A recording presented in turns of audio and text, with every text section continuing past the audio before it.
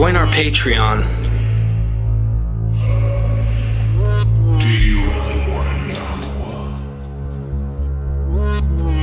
We are Mythvision. Dr. Price, Stephen French asks an interesting question. I'll kind of get to the point here, if you will. He's been reading Burton Mack's Myth of Innocence, and Mark describes a passion as lasting only 6 hours. Death by crucifixion is caused by suffocation. The victim must raise themselves up against the pain of the nails in the wrist and ankles in order to breathe. When their strength runs out, they suffocate. 6 hours is a very short time. The Romans were much more cruel than that. Was the body of the victim removed? Normal practice was to leave the body to rot. Why take it down? I know this is a bit macabre, but these are the Macabre. Macabre? Uh-huh. Okay. Creepy. Okay. But these are the type of questions this strategist asked. How did they get the cross off, or the body off the cross? How did they remove the nails? Did they cut the cross up with a big, great wood saw? Did they have a metal hacksaw to cut through the nails? The whole concept of removing a fresh cadaver, right? Cadaver from the cross without significant tools or destroying the body astonishes me. I've never heard any of these issues identified or discussed. Anyway, keep up the good work. Best, Steve. Well, it's interesting. I love Burton Mack's book on Mark. It's really great in a lot of ways. As far as the time of his death, Mark notes that it's real unusual, because when Joseph of Arimathea asks for custody of the body, Pilate says, "What, he's dead already?" And he sends somebody to confirm it. Yeah, and I said, "Well, yeah, okay, take it." And so, yeah, it usually did take longer, though it wasn't unparalleled for people to die more quickly. However, this raises the big question, why does it matter? If anything, you would guess they would extend the amount of time it took to make Jesus' death even more horrific and grisly, as if Mel Gibson were writing the thing. But some commentators have always said this is because Jesus wasn't dead.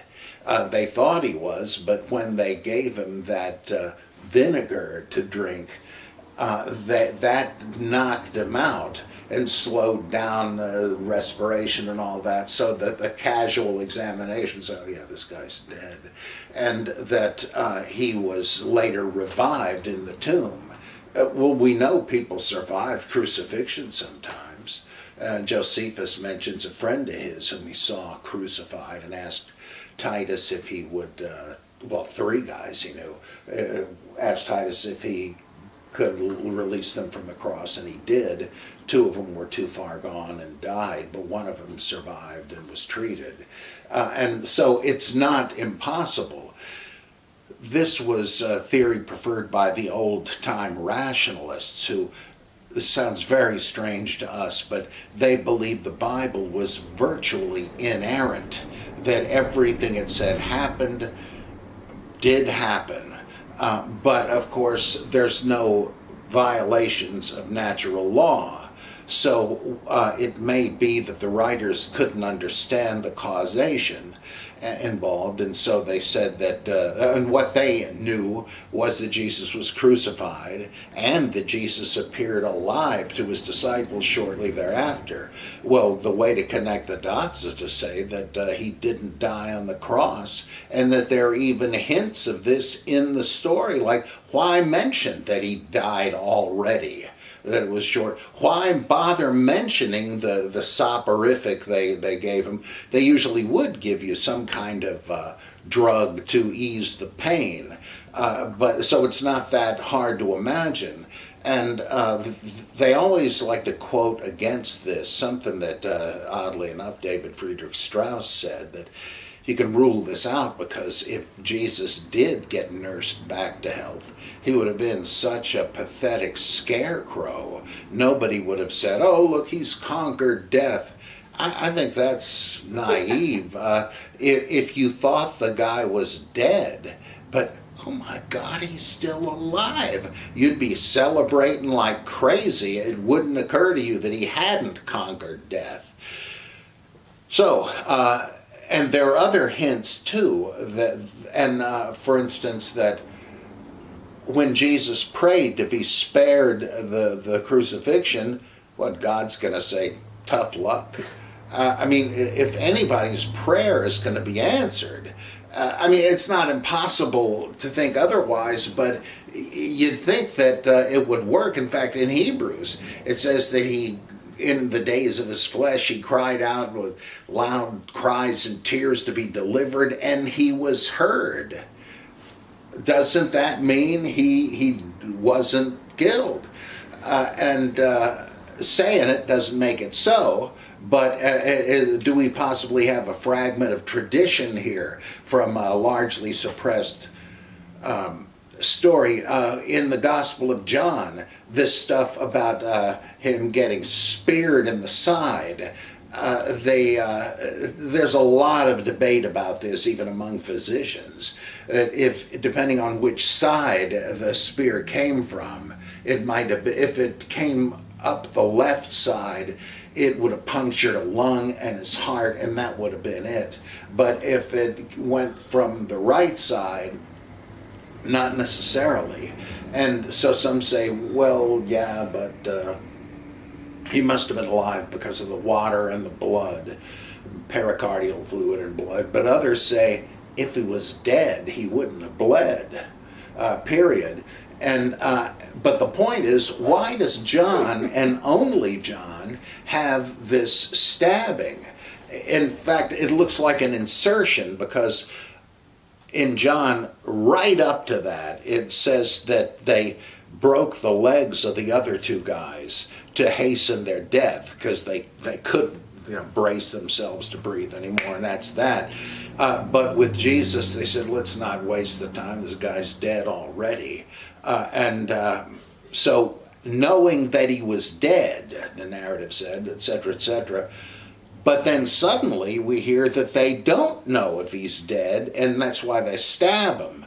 And then the writer says, out of his side came water and blood, and he who saw this testifies to it, and all that. It looks like an insertion, and to what end? Well, to squelch the idea that he wasn't dead. Why here say, yeah, I'm telling you this so that you will believe the right thing about Jesus? There's no such statement at the cross anywhere else. So this is it's making an assertion about something.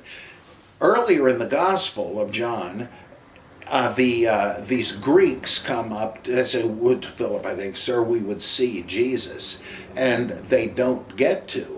And Jesus goes into, I have other sheep and all this stuff, and so on. And then later still, Jesus says, where I am going, you cannot come. And the Pharisees or whoever say, well, what does he mean? Well, where's he going to go? Is he going to go out into the diaspora and preach there? Well, this is speculation, but it sounds to me like they're saying, yeah, this was another misunderstanding that Jews held, that Jesus skipped the country. And of course, there are people that have always thought he did and went into the diaspora or to India or whatever. And this is a way of saying no. And in fact, what was the deal with the Greeks? And why is it dropped?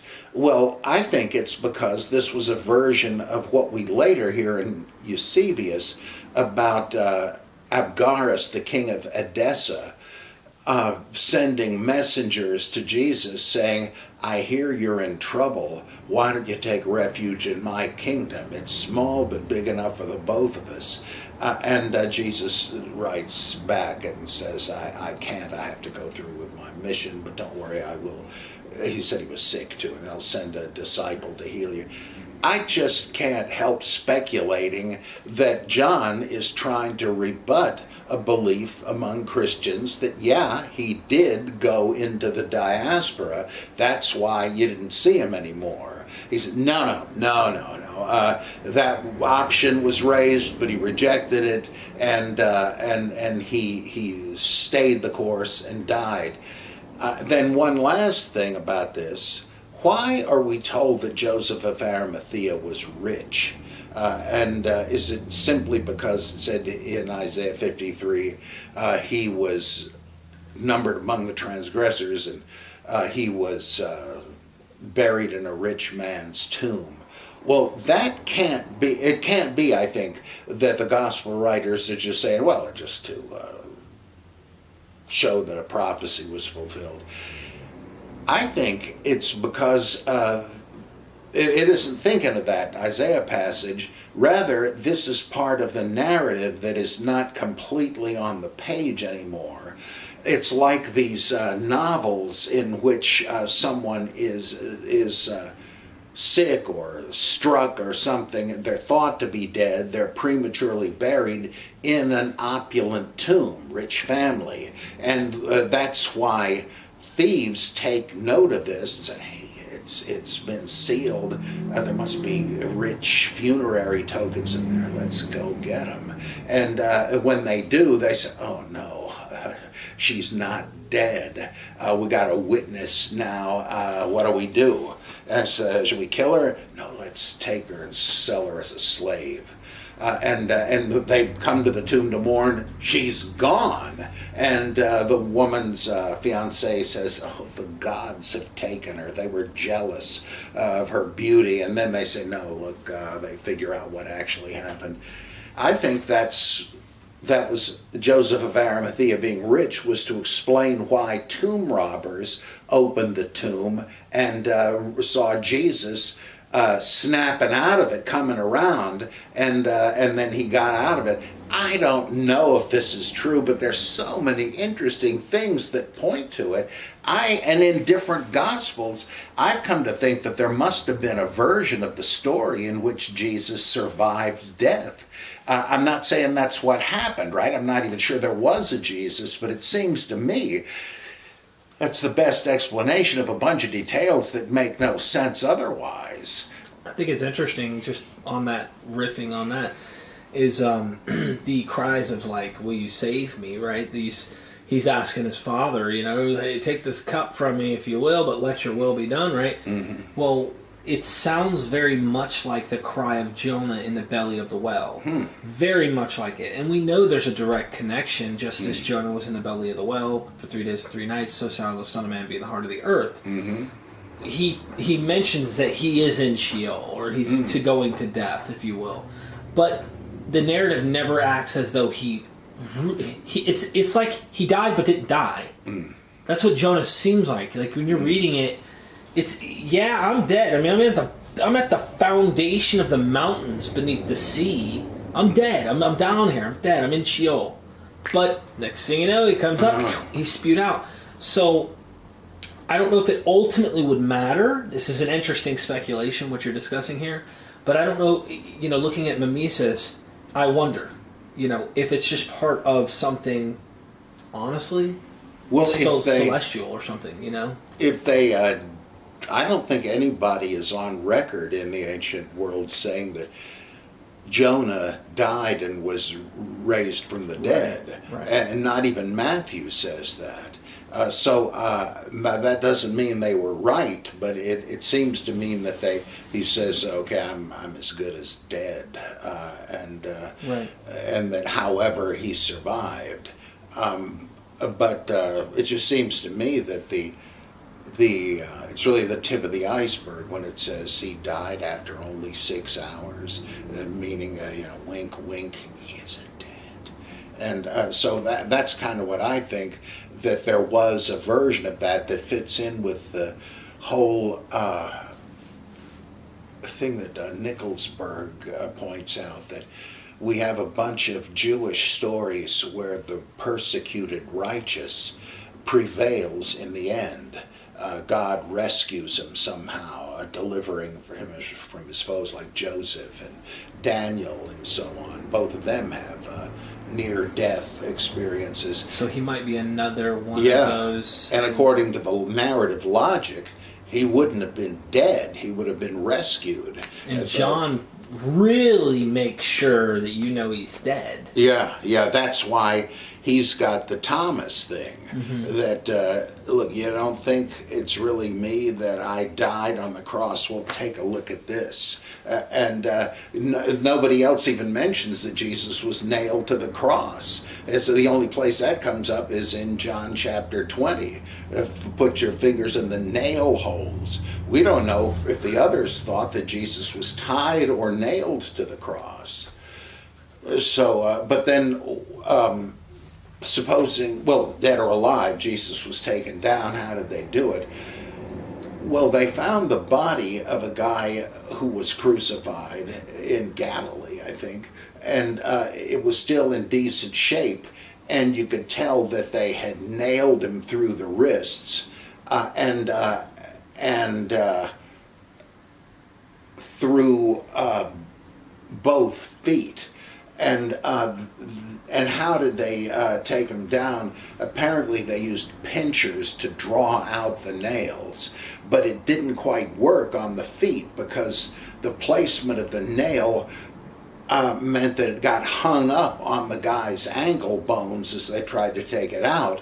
So they sawed off the little wedge they put under the feet so they didn't die immediately. They could still hoist their chest up, pressing against this little thing. I forget the name of it. So in this guy's case, the nail is still there in the skeletal feet and the block of wood. They tried to pull it out, but interference they couldn't. So that isn't a big mystery, really. And of course, if they simply tied them, as they sometimes did, well, that's no problem at all. Just snip the ropes.